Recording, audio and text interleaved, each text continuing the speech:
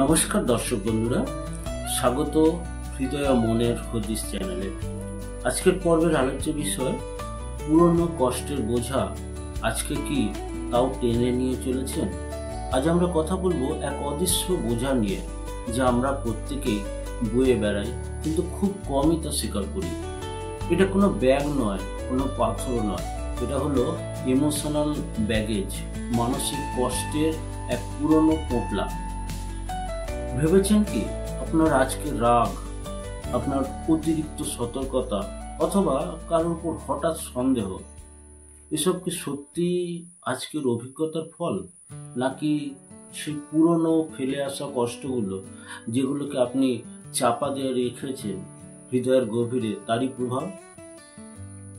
মনোবিজ্ঞানের ভাষায় emotional baggage বলতে বোঝায় সেই অবচেতন মানসিক ক্ষতগুলো যা অতীতে আমাদের হতাশ করেছে, ভেঙে দিয়েছে বিশ্বাস, নিয়ে গেছে নিরাপত্তা বোধ।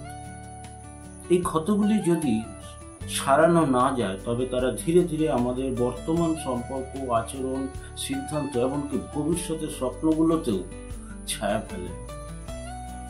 ধরা যাক, ছোটবেলায় আপনি উপেক্ষিত হয়েছেন।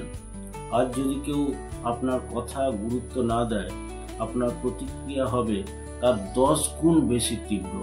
কারণ আপনার প্রতিক্রিয়াটা কেবল সেই বর্তমান ঘটনার নয়, বরং জমে থাকা শত পুরনো ব্যথার প্রকাশ।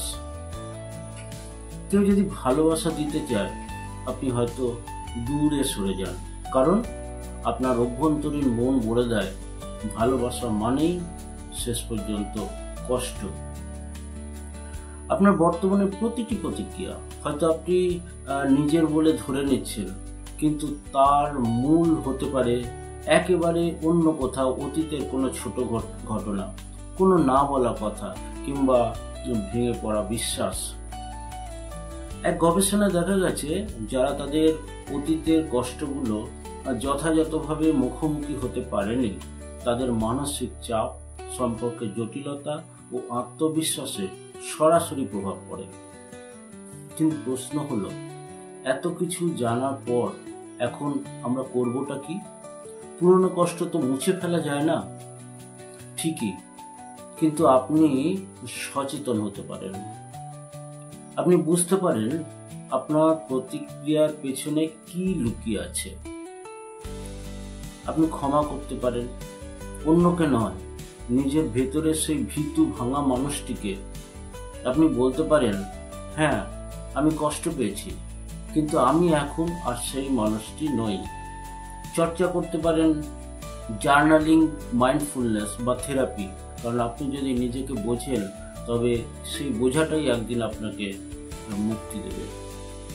শেষে বলি, একটা গাছ যদি মাটিতে লুকানো এক পুরনো পাথরের জন্য সোজা না দাঁড়াতে পারে, তবে সেই পাথরটা তুলে ফেলা দরকার। তবেই না সে আলো পাবে, বেড়ে উঠবে, তবে না সে আকাশ ছুঁতে পারবে। আপনারও ঠিক তেমনই দরকার, নিজেকে বোঝা, অনুভব করা এবং ধীরে ধীরে মুক্তি পাওয়া। আর যদি আপনার হৃদয়ে কোনো পুরনো ব্যথা জমে থাকে, তবে নিজেকে একটু জিজ্ঞাসা করুন, আমি কি এখনো সেই পুরনো কষ্টে বন্দী, নাকি এবার সময় এসেছে মুক্তির? ধন্যবাদ আপনাদের সকলকে। আজ এই পর্যন্তই। আপনার সাথে আবার দেখা হচ্ছে আমাদের নেক্সট পর্বে অন্য একটি বিষয় নিয়ে আলোচনা করার জন্য। ততক্ষণ পর্যন্ত সুস্থ থাকুন, ভালো থাকুন, আনন্দে থাকুন। নমস্কার।